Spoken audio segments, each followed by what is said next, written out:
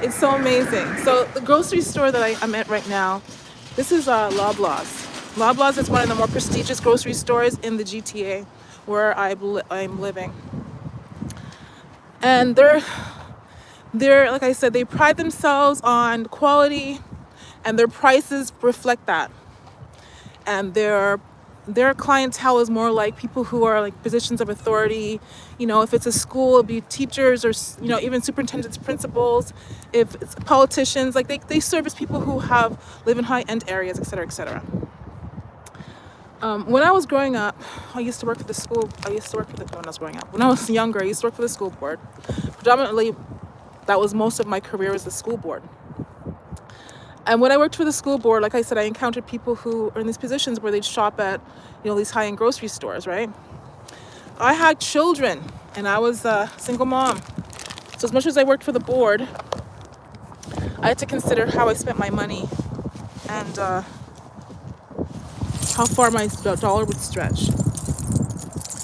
And I used to I still do, go to thrift stores to buy my stuff and to take care, take care of at least the clothing portion of my children's needs being met, and households sometimes as well. I'm exhausted. I can see it. I gotta go get some sleep. Anyway, one second. Since the pandemic, right? Since COVID was over,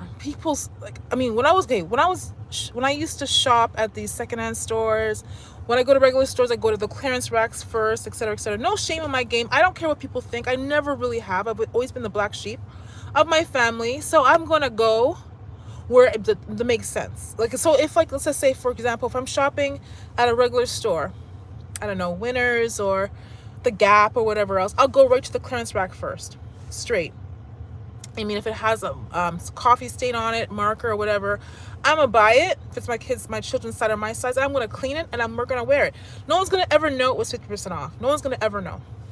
But there were some people at that time that would pride themselves on not doing those things, not going to secondhand stores, not going to the clearance racks, not buying things that are marked down because they had the means to buy at regular prices, right? But I always thought if I was a millionaire, I'm still gonna go to the clearance, because to me, that money that you're spending, first of all, they're reduced because they need to get rid of the stuff, right? If you're a person that makes that kind of money, you're probably giving to charities and stuff like that. Why not buy the 50% off stuff? Anyway, fast forward, the pandemic came, and people who have money gradually and slowly started to show up at thrift stores like I shop at, and the store that I was just shopping at, the grocery store, it's called, I'm not going to say the name again, that's promotion, they're not even paying me for this. They they reduce their stuff to accommodate for people who, I used to work for the school board, and I used to have colleagues that were superintendents, principals, teachers that are probably now retired, and I'm guaranteeing a lot of them did not quite prepare for the dollar changes that happened since the pandemic. So even as much as they might have planned for their retirement, and I know they all encouraged us they helped us to prepare for retirement, we all made a good amount of money. It's still difficult to live by what you're bringing in. So what they do this is Saturday morning, and I went in there. There is salmon, there is avocados, tomatoes, lime, lemon. I just bought some pistachios, all for 50% off. This area there's a time when they wouldn't do this. They probably ship it out to somewhere else or to a shelter. The people that live here, obviously, we all need a helping hand. This is what God is doing right now. This is what the Lord is doing right now. He's humbling the proud is what he's doing. He's humbling the proud, and he's intermingling them with people who they probably were judgmental to before. This is what God is doing in this hour. As much as the church is talking about the tribute, all talking about is escaping this world.